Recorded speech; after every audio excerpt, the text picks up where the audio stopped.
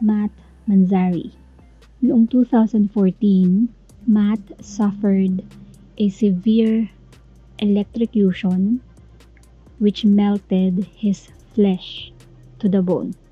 Matt was a water sports athlete and the first wake skater to endorsed by Nike when he was just 15 years old. And ang sabi niya, he felt down na it was a calling from God to go into ministry. So, he graduated from a theology course at the University of Tennessee and he was ultimately asked to come into a ministry and teach water skiing, wakeboarding, and wake skating to the youths. So sobrang excited niya to the opportunity, pero a week later, he suffered an accident as he was trimming trees at his local church. He was in his early 20s and at the time, he wasn't aware that he was using a wrong equipment on trimming the trees around his church. So he was operating a remote controlled bucket truck, but instead daw of a fiberglass, the bucket he was standing in was made out of metal. If you're not familiar with a bucket truck, I will insert a photo. Usually, I believe ginagamit to ng mga nasa Meralco, yung parang timba. And habang tumataas yung bucket na yon sa mga canopy, it made contact with an overhead power lines ng kuryente.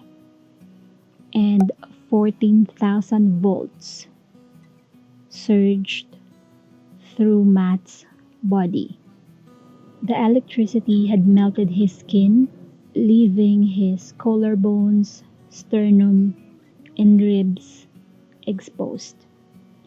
Sa sobrang taas ng voltahe ng kuryente, it melted his skin to the bones. Over a quarter of his body was covered in 4th and 5th degree burns, with part of his flesh scattered everywhere, and his muscles and ligaments obliterated. His family and his wife, who was pregnant at the time, were told na he wasn't going to make it. He will not be able to survive because of the so much electricity that entered his body. It damaged his heart and his brain. However, miraculously, after spending a few days in a coma, Matt woke up and was able to speak. His organs remained healthy throughout the following months and hindi siya nagsuffer ng sepsis, like yung infection. Matt's recovery was very painful, as you can imagine, 4th and 5th degree burns. He went through over 70 surgeries, including the removal of his burnt tissue and multiple skin grafts. He was dubbed Miracle Matt. He was able to recover and he was discharged from the hospital and in time to see the birth of his child, and eventually he returned to wake skating. Ferdinand and Janine Rain Tejada. In January 2021, Ferdinand and Janine were both fatally electrocuted in Panorama City in Los Angeles. There was a rainstorm and all the power lines was down doon sa backyard ni Ferdinand. He was 53 years old. And nung makarinig siya ng explosion and he saw a smoke, he went to investigate, which is a very, very dangerous act, especially kung yung power lines ay natumba yung mga poste, and may kuryente. So, habang nag-iimbestiga si Ferdinand, he accidentally touched a live wire, which electrocuted him. His 20-year-old daughter, Janine, rushed to help him. And in doing so, she came in contact with the water outside, which served as a conductor, and she was electrocuted as well. Her mother was also shocked because she also went to help her husband and her child, her daughter, but she managed to get inside and call the emergency services. Ang sabi ng LA Fire Department, the 911 operator saved the life of Ferdinand's wife and Janine's mother by telling her not to help her daughter and her husband because she won't be able to do anything to save them.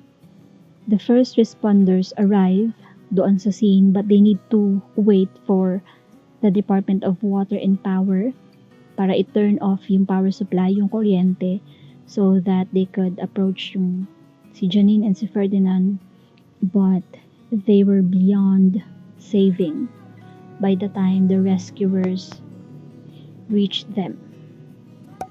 Diana Simpson.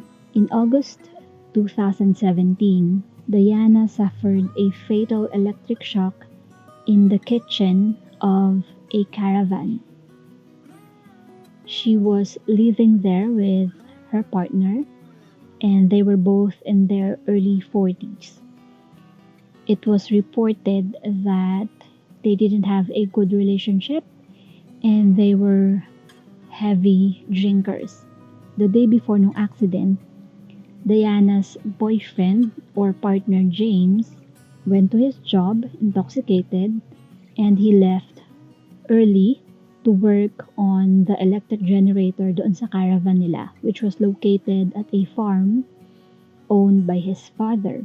While intoxicated nga of alcohol, James was trying to fit a new inverter by himself, intoxicated, lasing, in spite of having been told na the job required a specialist kasi hindi naman siya electrician.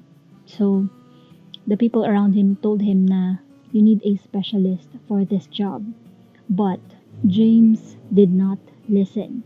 On the evening of August 26, Diana was preparing a barbecue and she was electrocuted and collapsed sa tabi ng cooker. James thought that Diana was just playing a prank on him, and he even took pictures of Diana as she was twitching on the ground. Only after he felt a small shock himself na na-realize niya that Diana was electrocuted, na kuryente si Diana, maybe because of the work that he did for their electric generator, hindi naman siya marunong or hindi siya professional. That's the time he called emergency services. A few days later, a professional electrician inspected the caravan's installation, and he said that the potential electric shock was instantly recognizable. Kasi yung connections daw were incorrect, mali, and walang protective devices na ginamit. James was found guilty of gross negligence, manslaughter, and sentenced to 6 years and 6 months in prison because of what happened to his partner, Diana Simpson.